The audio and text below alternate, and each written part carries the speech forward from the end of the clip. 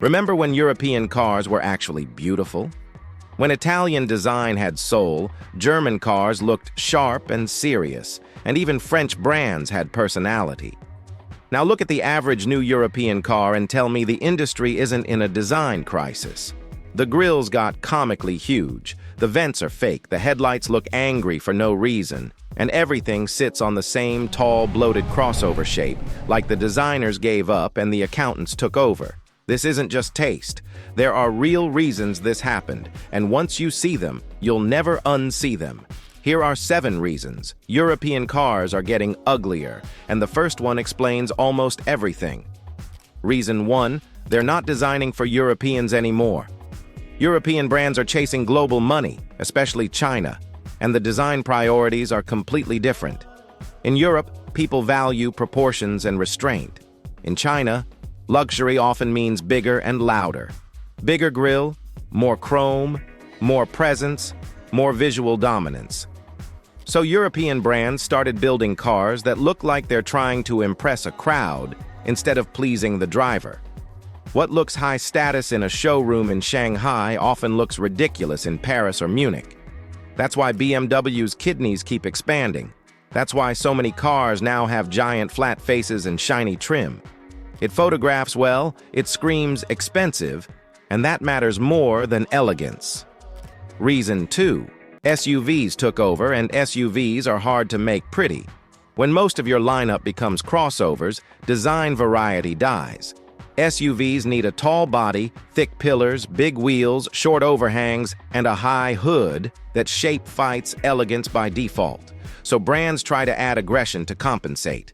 That's why you get razor-slit headlights, angry eyebrows, and random cuts in the bumper. It's not design, it's makeup to distract you from the fact that the proportions are already compromised.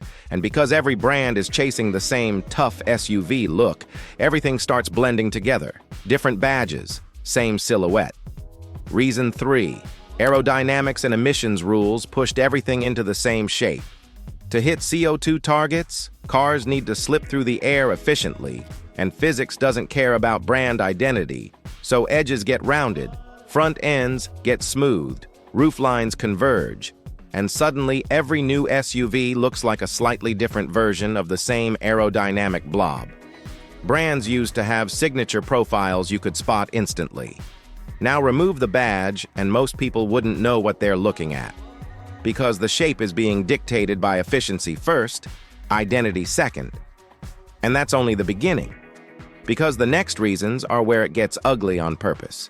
Reason 4. Cost-cutting disguised as modern design. This is where things really fall apart. Manufacturers love to blame regulations or trends, but a huge amount of modern ugliness comes down to saving money. Good design costs more, period. Elegant proportions require complex engineering. Slim pillars need stronger materials. Low noses need expensive pedestrian safety solutions. Clean surfaces need tighter tolerances. So instead, brands take the cheap route. They raise the hood, add plastic cladding, fill empty space with fake vents and fake trim. Fake vents exist for one reason only. They're cheaper than real ones. A real cooling duct needs engineering, testing, and packaging. A fake one is just molded plastic glued on. That's why modern cars are covered in design elements that do absolutely nothing. They're not there to improve performance. They're there to hide cost-cutting. Reason 5. Screens replaced craftsmanship. Older European interiors felt designed. Switches had weight. Materials had texture. Layouts had balance. Now it's just screens. One giant tablet is cheaper than dozens of buttons. One processor replaces miles of wiring. And in showrooms, screens impress instantly. So dashboards lost structure. Everything became flat, glossy, and interchangeable. Instead of design, you get a tech demo. And the worst part? Screens age faster than any material ever used in cars. That futuristic interior looks outdated in 3 years, while a 20-year-old analog dashboard still feels timeless. Reason 6. Platform sharing killed proportions. Modern European cars are built on shared global platforms. That saves billions, but it destroys individuality.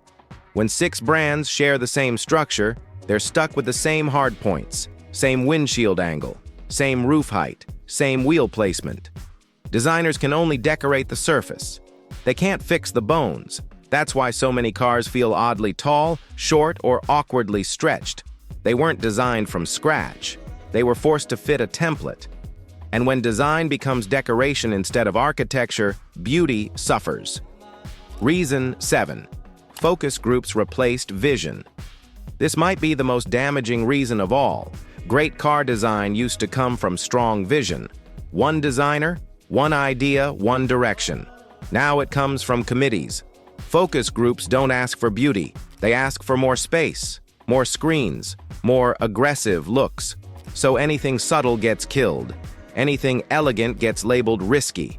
Anything bold but tasteful gets watered down.